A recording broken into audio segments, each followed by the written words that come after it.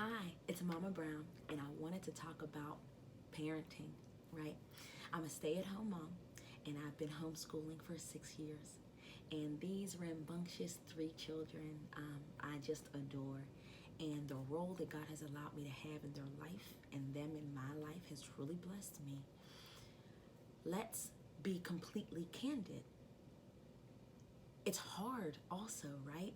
There's beautiful challenges and growth areas that are necessary for both parents and children, right? So I wanted to talk about parenting in that way today. So, are your words gold? Is the first question that I have. Whatever you say, do you actually do? Are they treasure to your children or trash? Because if you say something and have to repeat yourself multiple times, that means your words are garbage to them. It's trash to them rather than gold or treasure. And so I teach my children about my words being gold and not garbage, treasure and not trash. And here's why. I don't want to repeat myself. And who does, right? We want our children to listen the first time, but we train our children to listen for cues. Are my words important or are my emotions important? Do we say you can't have that snack because we are kind of grumpy that day, but if we're in a good mood and they catch us in a good mood, oh, go ahead, take it, it's fine with me. Well, now there's not a standard. Now they learned I need to discern how my mom is feeling as to whether or not she's going to give me that snack, those chips, right? Also, if they can wear you down, they're going to. And they're going to test that boundary and push it to see if they can get you to flip your lid. If they can get you to flip your lid, then they've won control. And if they won control and power, that means you're going to have a power struggle the next time. Even if you try to stand your ground, they're going to push and basically think, well, maybe I just got to push harder this time. And then when you snap, they're like, oh, it just takes a little bit longer, but I got what I wanted, right? So parenting at times can be hard. We can train them to not listen to our words. Do we repeat something multiple times and nothing happens? And then we yell. And then they say, oh, wait, what? I think mom is talking. That's important. If that's what happens, unfortunately, your words are trash. Your words are garbage and not gold. Well, how do we switch that? Here's how, mamas. You let them know things are changing around here. When I say this, this needs done. And if it's not done, here's the consequence. Let the consequence be in your control and not in their control. If it is in their control, that means you're going to have a power struggle. Who wants a power struggle? Nobody. Well, the kids do because they want to win it, right? But we want to win it too. And it gets us in this tension that is draining. Not necessary. So you say that word, whatever that is, that directive, and they don't do it, here's the consequence. And you stick by that consequence. And they're going to test it. They are, especially if they haven't valued your words before. But they will learn. Dig your heels in and stay in that. This is what my words are. No TV until, or, no snacks. Stick to whatever those things are. Now also, you can positively position some things and provide them power by doing it. Here's what I mean. If you don't want them watching TV, my kids don't watch a lot of TV. It might be after you finish your schoolwork, then you can have the half an hour TV. Rather than you can't have TV until you do your schoolwork. Because now it sounds like I'm restricting you, right? If I say when, then I'm giving them the power. When you do your work, then you can get the TV. Oh, okay, I just need to do this step first. Now, of course, if they're not valuing your words, they're going to test it. Oh, Mom, why? I just wanna. And you stick and stay in a positive place, in a peaceful place, in a place that is focused on. Either way is fine with me. If you don't want to do your work, then you won't get your TV. But keep in mind, there's going to be more consequence than that, right? So that is a way turn your words to be more valuable to your babies, right? The second thing that I wanted to talk about today is for there to be a discipline for the kids, for there to be a structure with the kids, right? There's a significance and a belonging that is necessary for babies. It is. It's necessary. They need to feel loved and significant and belong. And that love and discipline is the other side of that.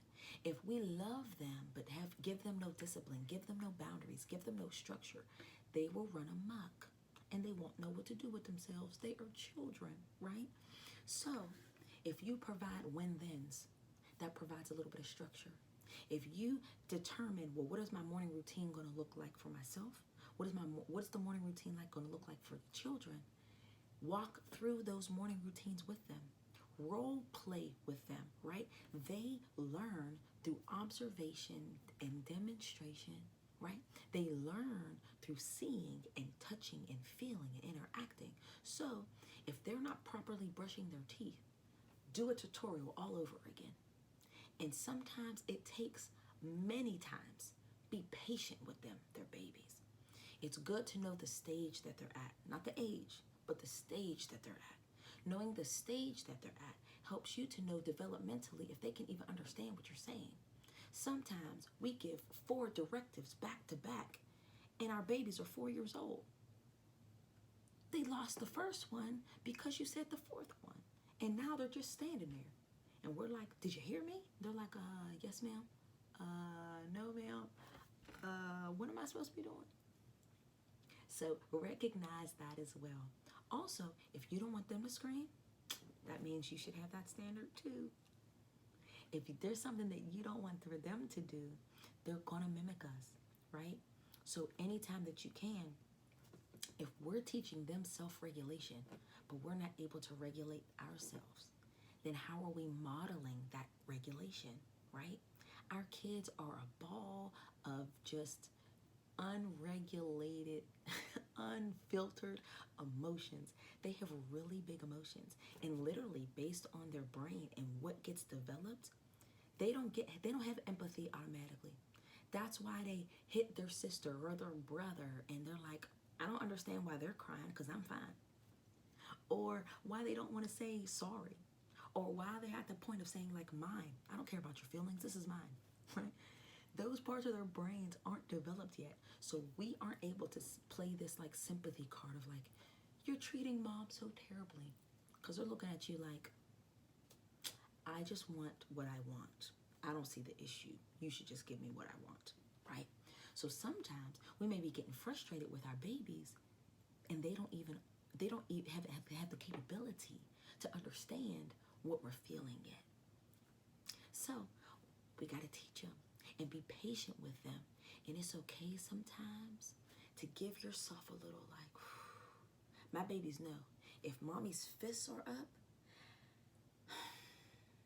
I got to settle myself down, and then I pray. And then I proceed. So I do not proceed without first settling myself down. And that helps them to see, okay, mom does get upset sometimes. Like, she's human. She has emotions.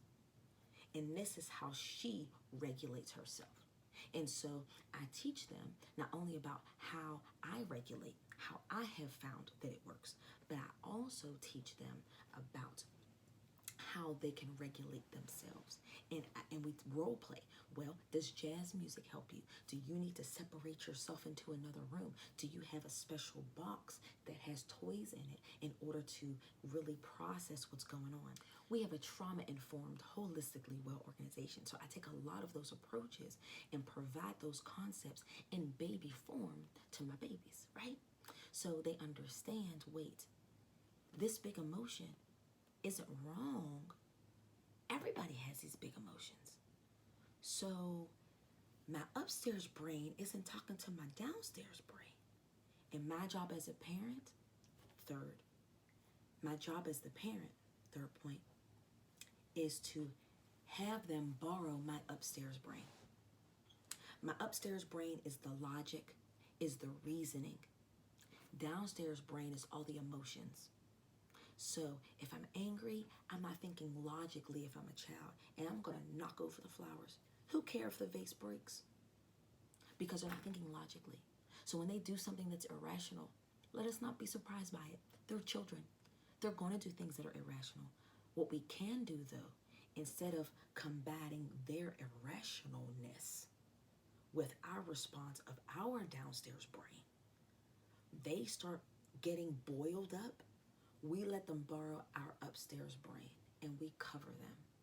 So we say things like, I see you're having really big emotions. You want to talk about it? Before they knock over the vase. Or something that I do is I automatically clap. And they know when I clap, it's a pause.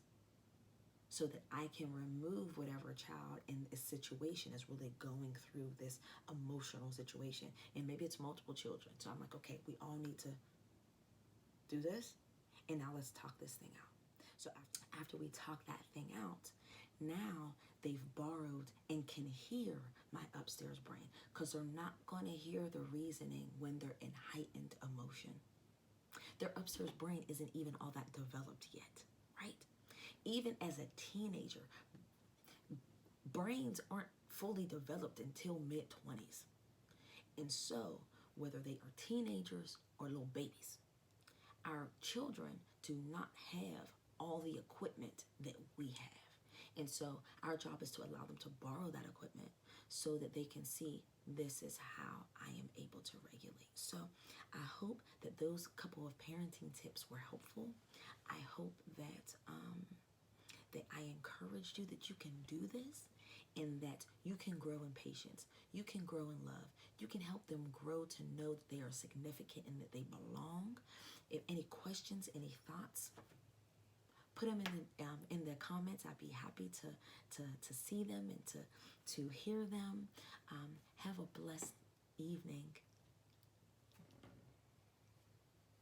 Make sure to subscribe and hit the bell for notifications, and like the video if you did.